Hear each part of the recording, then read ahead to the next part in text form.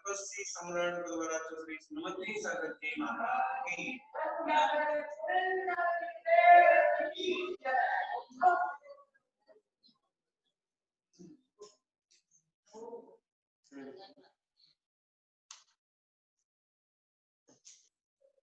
नियम सार की 125 नंबर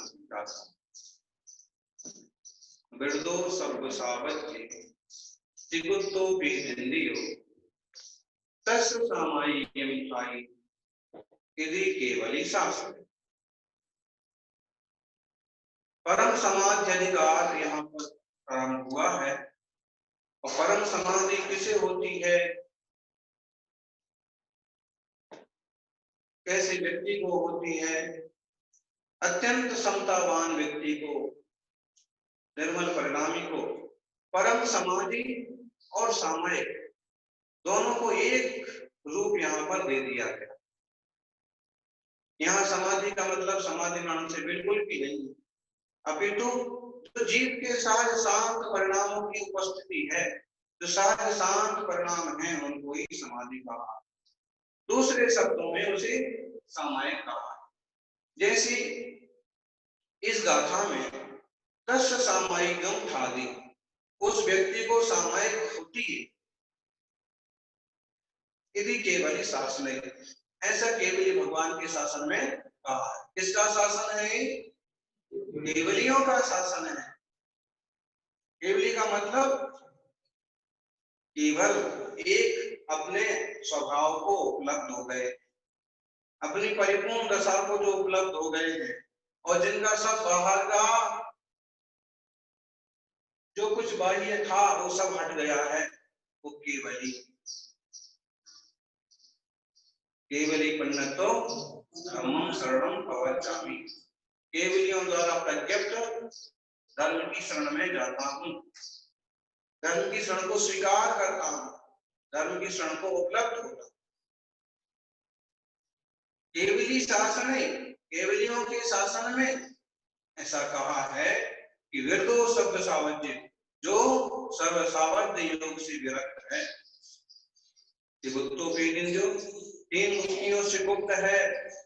पीत इंद्रिय है, इंद्रियां जिसकी पीत, पीत मतलब ढकी हुई है, संकुचित है, उसको सामायिक होती है। बोलो, तो अविरत है उसे सामायिक हो सकती है।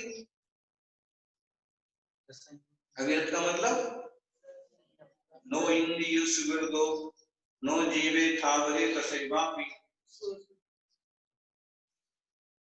जो सद्दहत जीवतम समायिक। अविरत, ये अविरत सम्यक दृष्टि की बात हुई। इसका एक इंद्रिय दो इंद्रिय आदि जीवों के घात का त्याग नहीं, त्रस्त जीवों के घात का त्याग नहीं है। वो भी हो सकता है, कभी जरूरत पड़ी तो युद्ध भी हो सकता है, ऐसा अविरत है ये। और ये सम्यक दृष्टि अविरत है, इसे ही किसी तरह का व्रत नहीं है, तो मिथ्यात्व में पड़े हुए अविरत के तो कहने ही क्या, उनका कौन सा व्रत है? दुनिया में ढेर सारे नामधारी गुरु मिलते हैं, गुरु कहलाते हैं, समाज में प्रतिष्ठा पाते हैं, वो अपने समाज में ऊंचे आसन पर बैठते हैं, लेकिन व्रत संयम की बात करो तो कुछ नहीं, कुछ भी नहीं। कुछ अच्छी संस्कृति के हुए तो सदाचार और थोड़ी अहिंसा आदि की भावना, थोड़ी दया, और हुआ तो थोड़ा बहुत शील संयम, वरना महाव्रतों जैसी कोई दशा अत्यंत दुर्लभ है ही नहीं। मिथ्यात्व सहित तो हो ही नहीं सकता।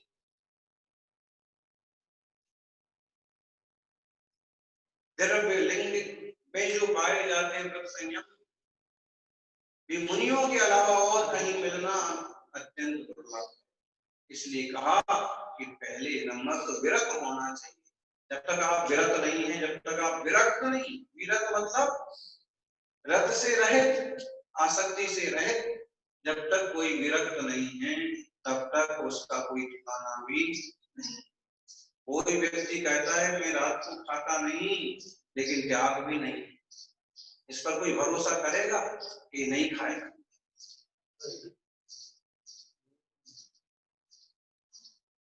नहीं करेगा, एकदम छोटा सा उदाहरण दिया।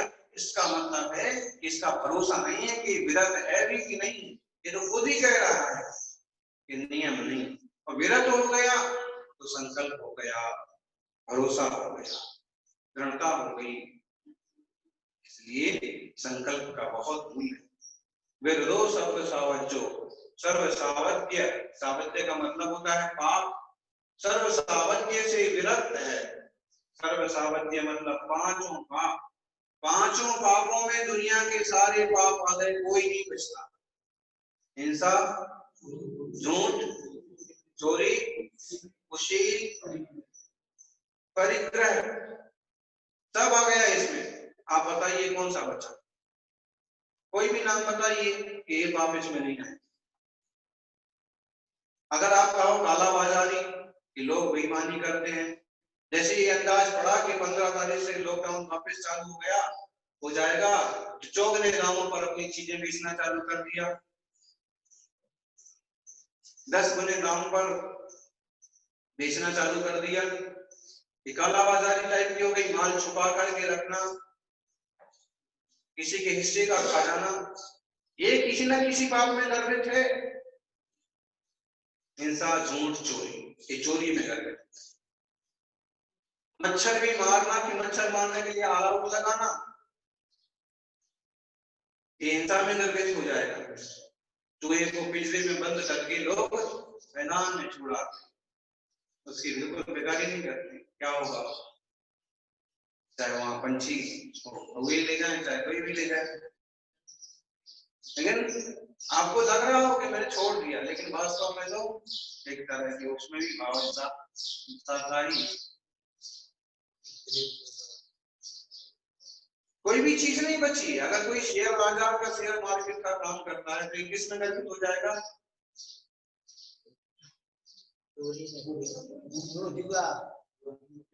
अपन यहाँ व्यसन तो इसमें ही गर्भित करना, ये परिग्रह में गर्भित होएगा। आसक्ति, लोग और आना चाहिए, और आना चाहिए, और कमाई होना चाहिए, कैसे भी करके। तो हिंसा, झूठ, चोरी, खुशी, परिग्रह, सब के सब पाप इनमें गर्भित हो जाते हैं।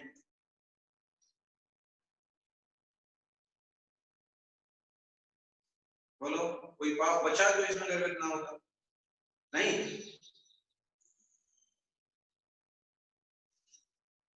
कहीं ना कहीं इसमें ही गर्भित हो जाते, एक दूसरे में समा जाते हैं। इसलिए 5 ही पाप हैं, और 5 ही हैं ऐसा नहीं कहें। अगर इनका विस्तार कर दिया जाए तो 1000 हो जाए पाप, 1000 तरीके से कर रहे हैं लोग, असंख्यात लोग प्रमाण हो जाए पाप परिणामों के। इसलिए कहा कि जो सब सावज्य, पंच सावज्य नहीं, पंच कहते तो 5 पाप आ जाते, और प्रसिद्धि में 5 ही हैं, लेकिन सब कहा। तो अगर तुम्हें ये 5 के अलावा कुछ उल्टा सुल्टा और सूझता हो तो समझ लो वो भी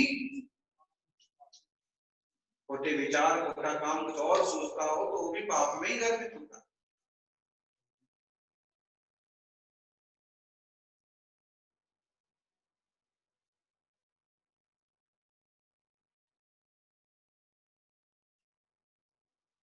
तो जो पंच पाप से विरक्त,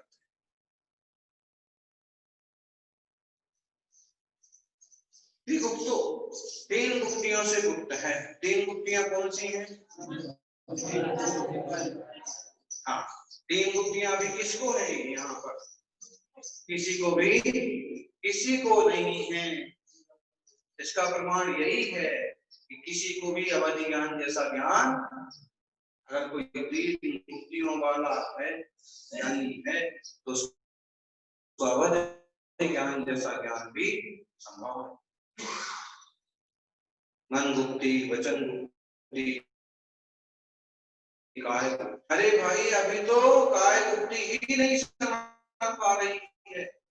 एक आसन लगा के बैठो तो उसमें भी बदलाव आ जाते हैं, आंखें खुलती हैं, कभी इधर देखते हैं, कभी उधर देखते हैं। वचन भी चंचल होता है, कुछ ना कुछ बोल ही पड़ते हैं। कितना मना किया जाए लेकिन फिर भी बोल पड़ते हैं, क्रोध में बोल पड़ते हैं, मान में बोल पड़ते हैं, मायाचारी में, लोभ में, और मन की तो बात ही पूछो मत। कितने संकल्प उठते हैं, बोलो। कुछ नहीं होगा तो यहाँ गर्मी बहुत है, वहां ठंड अच्छी लगती है, यहाँ ठंड बहुत पड़ने लगी है, वहां अच्छा मौसम रहता है, यही विकल्प वाले। कुछ नहीं तो आप ये मालूम करो कहां बरसात हो रही, कल क्या होगा, सबसे पढ़वाया तो मेरे से क्यों नहीं पढ़वाया।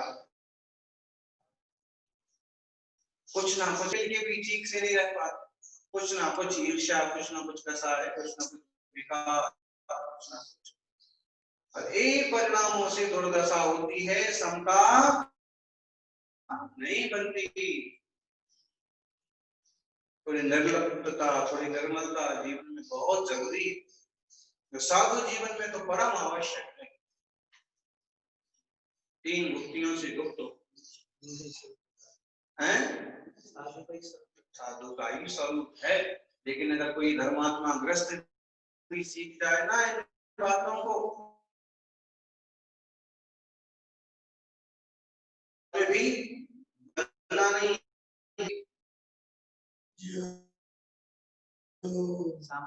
वेद विज्ञान की दशा बन गई, सामायिक काल में थोड़ी स्थिरता बन गई, तो ये भी बहुत बड़ी उपलब्धि है। वेद इंद्रियों, कितनी है इंद्रियां, बोलो चुल्लक जी, कितनी है, कौन कौन सी, सारा व्यापार इन्हीं 5 दुकानों से चलता, सारा टैक्स, सारा धंधा व्यापार इन्हीं 5 गांवों से चलता है। इसमें संयम में करण ग्राम, और वास्तव में आत्मा में इंद्रियों, ये तो वैभाविक परिणाम है, और वैभाविक दशा के कारण से औधिक आदि कर्मों के उदय से इन सबों की संरचना हुई, और ये आज आत्मा की पहचान की चिन्ह बन गए। 5 इंद्रियां हैं, जल्दी से बोलेंगे पंच। वास्तव में एक ज्ञान स्वभाव है आत्मा का, या ज्ञान दर्शन आदि अनंत गुण वाला आत्मा।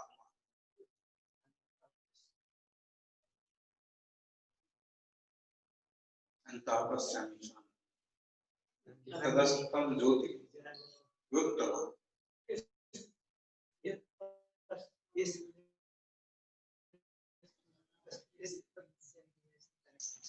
पश्चामी देश तन्मे नासी इंद्रिया अंतः पश्चामी सानंदम तदस्तो ज्योति।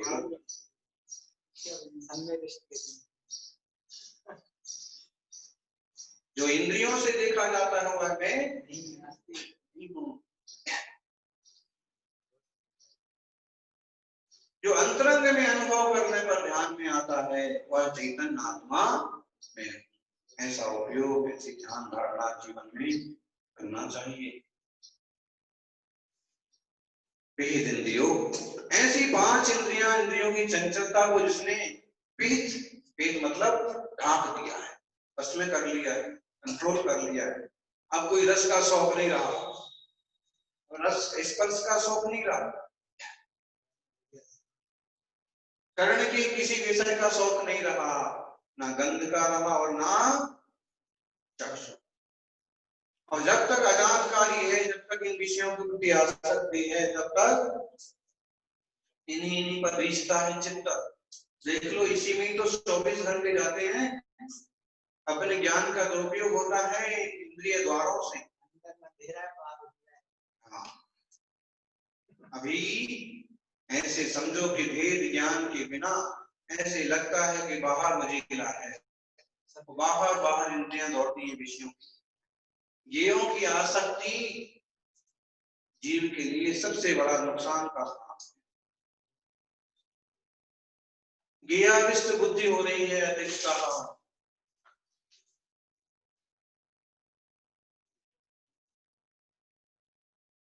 कैसे होगा कल्याण?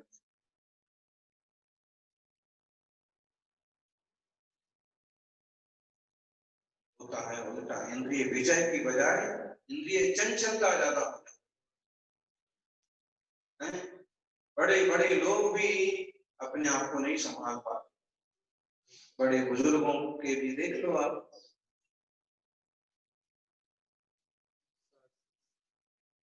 ज्ञानियों, विरक्ति भाव जीवन का सौभाग्य है। पंचेंद्रिय विजय शूरवीरता की पहचान है।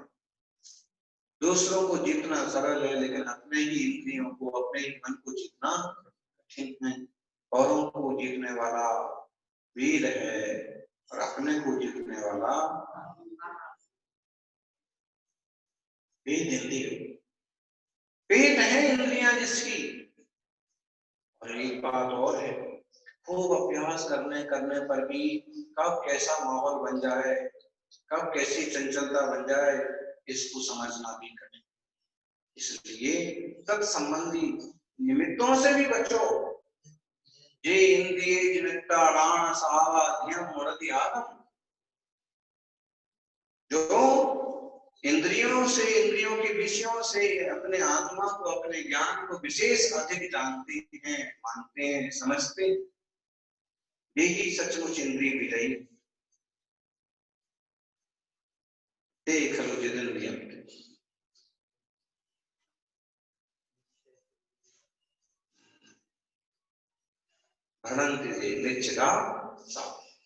इस तरह का अभ्यास वैदिक कथा आती है। एक ऋषि और उन्होंने एक शास्त्र की रचना की और उन्होंने वह शास्त्र अमुक गांव के बाहर जो एक साधु रहते थे उनको भी सुनाया। शास्त्र सुना करके उन्होंने कहा कि आपको शास्त्र कैसा लगा? तो बोले शास्त्र तो अच्छा है, लेकिन आपने जो इसमें एक बात लिखी है,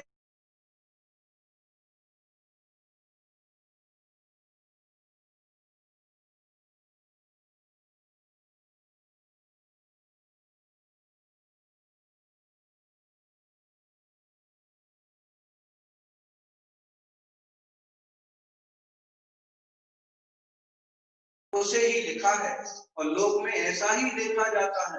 इंद्रिय ग्राम भगवान बड़े बड़े सूरमा में प्रस्ताव कर जाते हैं। उन्होंने कहा ना, ये आपका मत बदलना होगा। उन्होंने कहा कि बदल देंगे, लेकिन ये पहले बताएं कि ऐसा कौन है जो इंद्रिय ग्राम को पूरी तरह से। उन्होंने कहा कि मुझ पर इसका कोई असर नहीं पड़ता। कहते हैं ऋषि ने एक रूप धारण किया। थोड़े दिन बाद परीक्षा लेने के हिसाब से ऋषि ने एक रूप धारण किया, सुंदर युवती का, और वो उन संत के आश्रम में पहुंच गई और कहा,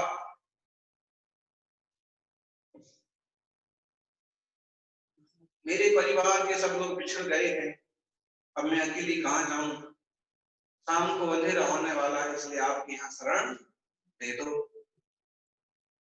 ने कहा नाना, मैं यहाँ स्त्रियों को शरण नहीं दे सकता।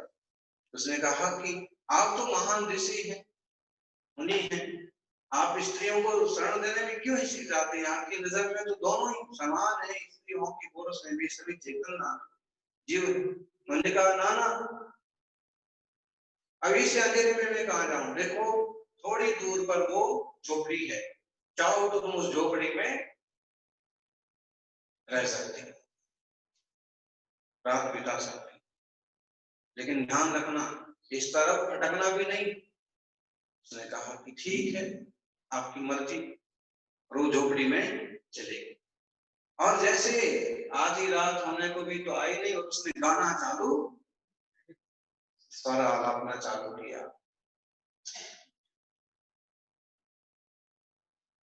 तो साधु जी को उसका आकर्षण मालूम पड़ा। सुनते सुनते उससे मिलने की, उससे बात करने की इच्छा होने लगी।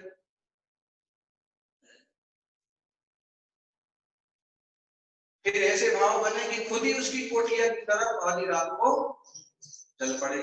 दरवाजा खटखटाया, दरवाजा उसने खोला नहीं। तब उनने क्या किया, कुटिया ऐसी टूटी फूटी तो थी, उसकी घास वगैरह हटा करके और कैसे भी अंदर घुसने की कोशिश की। तो जब अंदर घुसने की कोशिश की और अंदर घुसे तो देखा कि वहां स्त्री तो कोई नहीं है, लेकिन वही ऋषि बैठे हुए हैं जिनने कहा था बलवान इंद्रिय ग्राम हो। उनको देख करके लज्जा से पानी पानी हो गए। किसी ने कहा, समझ में आया, बलवान इंद्रिय ग्राम। इसलिए लापरवाही नहीं करना, विवेक से प्रवृत्ति करना, समझदारी से प्रवृत्ति करना। उसके बिना जब तक इंद्रिय विजय ना हो, जब तक पंचेंद्रिय का विवेक ना हो, विषयों की आसक्ति न टूटे, तब तक सामायिक होना संभव नहीं है। एक आसन ही नहीं लग सकता, इस पर्सन में पांव दुखने लगते, चुभने लगता है, सुन्न पड़ जाता है। इतना तो क्षमता चाहिए कि घंटे आधे घंटे बैठ सकते। मान लीजिए ये भी नहीं हो रहा है तो कम से कम मुझे मुलायम ही चाहिए, मुझे गर्म नहीं चाहिए, मुझे ठंडा नहीं चाहिए। एक कल्पना तो नहीं होना, जैसे माहौल है उसमें सहज रूप से एडजस्ट हो जाए तो इस पर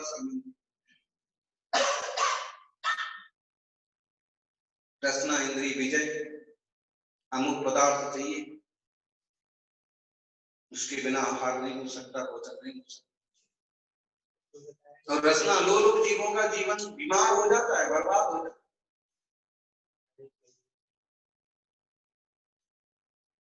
घ्राण इंद्रिय, सुगंधित पदार्थ चाहिए, सुगंधित माहौल चाहिए।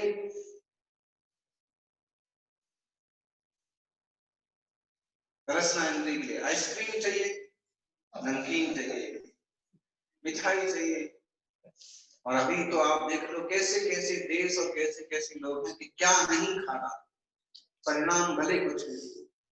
इतनी तो समझ होना चाहिए। हाँ, सुअर, जो सुअर सारे साल की गंदगी खा जाता है, लोग उसी को ही खाता है। ऐसे भी लोग क्या बोले, मुर्गी सब कूड़े चुन चुन करके वो अपना पोषण करती हैं।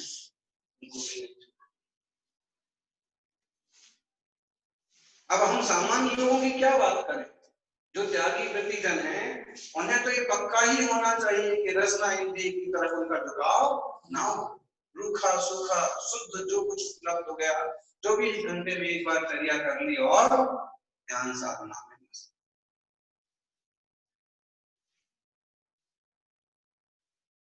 स्पर्शन रसना चक्षु, चक्षु इंद्रिय को देख लो, देखने के लिए क्या क्या नहीं चाहिए, अच्छा अच्छा चाहिए। और जिसमें मोबाइल में सब कुछ आ गया, जो देखना है सो देखो। चाहे मन कितना भटके, चाहे कितने क्लेश हो जाए, कर्णेंद्रिय, गाना सुनो, गीत सुनो, भजन तो क्या सुनेगा। ऐसे 5 इंद्रिय विजय हो, 3 बुद्धियां हो और वह सब पापों से विरक्त हो तो सामायिक उसको स्थिर होती है, वरना सामायिक नहीं। ऐसा केवली के शासन में था।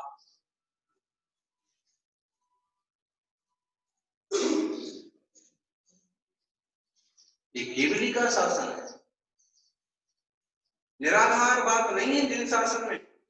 तीर्थंकरों ने, सर्वज्ञों ने, केवलियों ने जो कहा है वही शास्त्रों में लिखा। नहीं कहा हो कि उन्होंने काल्पनिक कथाएं बना दी, उन्होंने जोड़ दिया, उन्होंने इकट्ठा कर दिया और शास्त्र बन गए। अभी तो आत्महित से संबंधित, आत्म कल्याण संबंधी बात नहीं है इन बाणी में लिखी हुई। 3 गुप्ति देखो, वचन गुप्ति का जो पालन करेगा उसको मास्क लगाना पड़ेगा, मुंह ही नहीं खोलना उसको। इतना समाधिस्थ है, इतना सामायिक में इस तरह की उसकी सांस भी इतनी मंद चलती है कि बाहर का कुछ भी कचरा नाक से भी अंदर नहीं जाता, सहज चलती। बोलना नहीं है, मुंह नहीं खोलना है। अब अपने यहाँ भी देखे ना, एक संप्रदाय भी ऐसा है कि मुंह पर पट्टी लगा दी। और संभव है कि कभी ऐसा हुआ होगा, ऐसा कोई माहौल बना होगा, तो उनने चालू किया होगा। कहीं ऐसा कोई माहौल हुआ होगा जैसा अभी हुआ, तो माहौल खत्म होने के बाद भी चलता रहा। ऐसे अभी होने वाला है। लॉकडाउन तो कभी खत्म भी हो जाएगा, महामारी भी एक नई दिन खत्म होगी, लेकिन ये जो मूसिका चालू हो गया ना, ये किसी ना किसी रूप में कहीं ना कहीं चलते ही रहे। बताओ, मास्क जिसे बोलते हैं, मास्क का मतलब क्या हुआ हिंदी में? हिंदी में इसका अर्थ क्या हुआ है? मुखपट्टी। अकेला तुम नहीं बोल सकते। बड़ी खोजबीन के बाद इसका ऐसा अर्थ किया। मास्क मतलब क्या? नासिका मुख संरक्षण, जीव जंतु रोधक, वायु छानक, डोरी सहित वस्त्र पट्टिका। इतना पुराना होगा। और एक मौन रख लिया जाए और एकदम चंचलता ना दिखाई जाए तो उसकी कोई जरूरत ना पड़े। तो ऐसे जो व्यक्ति ऐसे विवेकवान है, आत्मज्ञानी है, इंद्रिय विचलित हैं, तीन गुप्ती से गुप्त हैं, उनको सामायिक होती है। ऐसे मंगलमय सामायिक की भावना अपन सभी करें और क्षण भर को ही सही सुबह शाम आत्मचिंतन प्रभु स्मरण में जरूर बिताएं। इसी मंगल भावना सबके इसकी कल्याण की कामना के साथ जय बोले 24 तीर्थंकर भगवान। क्यों झगड़ा करती है दोनों चिड़िया? देखो,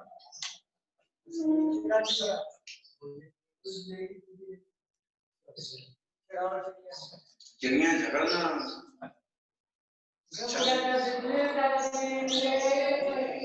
चिड़ियों का झगड़ना अच्छा नहीं होता है। उनका चाहना खुश रहना ही अच्छा होता है।